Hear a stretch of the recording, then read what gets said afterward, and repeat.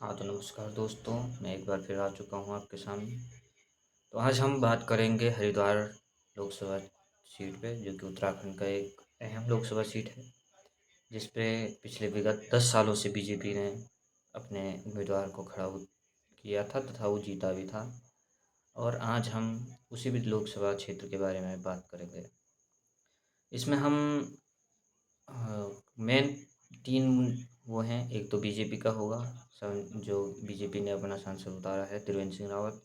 दूसरा कांग्रेस में जो पूर्व मुख्यमंत्री हरीश रावत के पुत्र है वीरेंद्र रावत, वो हैं। और तीसरा वहाँ एक निर्दलीय जो चेहरा है वो मतलब चल रहा है, मतलब उसके बोलबाल सुनाई दे रहे हैं हरिद्वार क्षेत्र में, जिसका नाम है उमेश कुमार। तो मैं अब अपनी राय दूँ तो मैंने अभी मतलब बहुत सारी रिसर्च की। इसमें कि मतलब है कि त्रिवेंद्र सिंह रावत जो थे बीजेपी के, सबसे पहले हम बीजेपी से शुरुआत करते हैं। बीजेपी के उम्मीदवार थे, इन्होंने ये पहले एक चक्कर यहाँ उत्तराखंड में मुख्यमंत्री भी रह चुके हैं, जिन्होंने मुख्यमंत्री का कार्यकाल लगभग 4 साल का था। इन्होंने इस समय कई लोग कई काम किए, जैसे अच्छे भी थे और बुरे भी थे। और हम तो मतलब अच्छे तो सुनाई नहीं दिए, वैसे बुरे ही सुनाई दिए। जैसे उस टाइम पे जो छात्र थे उनको किसी को भी मतलब उस टाइम पे कोई वैकेंसियाँ नहीं निकली। 4 साल का कार्यकाल था, 4 साल में कोई इन्होंने पद, कोई मतलब रिक्त पद जारी नहीं किए कि वैकेंसी आएगी। रोजगार के कोई साधन नहीं दिया। दूसरा, इन्होंने बहुत सारे घोटाले किए, और जिनका उजागर उसके बाद जो अभी निर्दलीय उम्मीदवार हैं उधर से उमेश कुमार, उन्होंने भी हाई कोर्ट ले गए उनको, मतलब अपने पक्ष की बात कही और सुप्रीम कोर्ट तक चले गए थे ये। यहाँ पर उमेश कुमार ने बहुत जन जागरूकता का काम किया, जनता के प्रति सोचा और उसमें अपनी पूर्ण भागीदारी निभाई। और इसी के उसने और भी त्रिवेंद्र सिंह रावत के उधर और भी शराब के ठेके इत्यादि हैं, जो कि वहाँ की जनता को एक मतलब उनके लिए नेगेटिव पॉइंट है। वो अगर वहाँ से जीतते भी हैं तो उसका बस एक ही कारण माना जाएगा, वो है मोदी, मोदी की लहर। प्रधानमंत्री मोदी जी जो मतलब पिछले 10 सालों से जो उन्होंने इमेज बना रखी है, उससे ही उनका जीतने का वो होगा उधर से।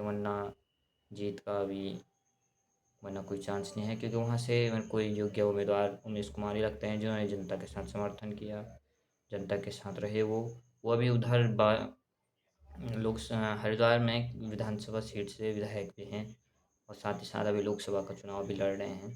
निर्दलीय ही विधायक बने थे वो, और कहीं ना कहीं इसमें भी उनके कड़ी टक्कर रहेगी। अगर रहा तो जीत भी सकते हैं, पर उनके मतलब उनके ऐसे कोई घोटाले वोटाले नहीं पकड़े गए, क्योंकि वो अभी निर्दलीय हैं। और साथ ही साथ उन्होंने मतलब अभी शासन भी कम ही किया उन्होंने भी विधायक के रूप में।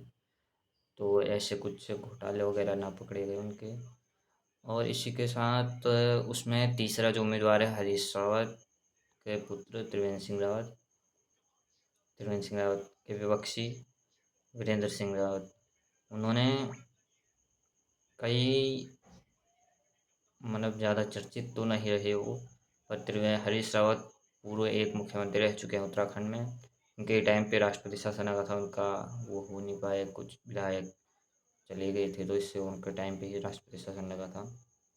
पर फिर भी जो त्रिवेंद्र सिंह रावत, हरीश रावत के जो पुत्र हैं, उन्होंने ही उधर अपना क्षेत्र चुना है। और वो ज़्यादा चुनाव में ज़्यादा भागीदार तो दिख नहीं रहे हैं, क्योंकि जनता उनके सपोर्ट में ज़्यादा है नहीं। वहाँ में दो मुख्य जो लोग हैं, वो है एक बीजेपी का त्रिवेंद्र सिंह रावत, क्योंकि वो बीजेपी के प्रत्याशी हैं।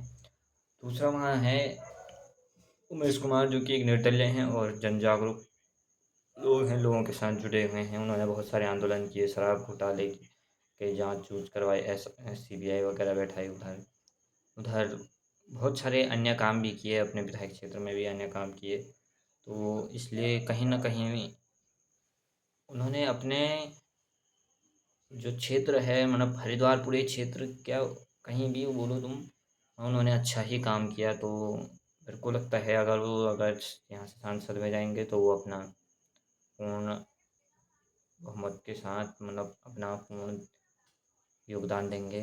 और इस वाले से हम यही इसी निष्कर्ष पे निकले कि उम्मीदवार तो दोनों से यहीं पर त्रिवेंद्र सिंह रावत का हिस्ट्री कोई अच्छी रही नहीं है, क्योंकि उसने बहुत सारे शराब घोटाले किए इत्यादि और भी थे कि मतलब उन्होंने पहले ही या कुछ काम वाम ठेकेदारों को दिया तो कमीशन ज़्यादा लिया, घूसखोरी वगैरह इत्यादि के काम भी किए उन्होंने।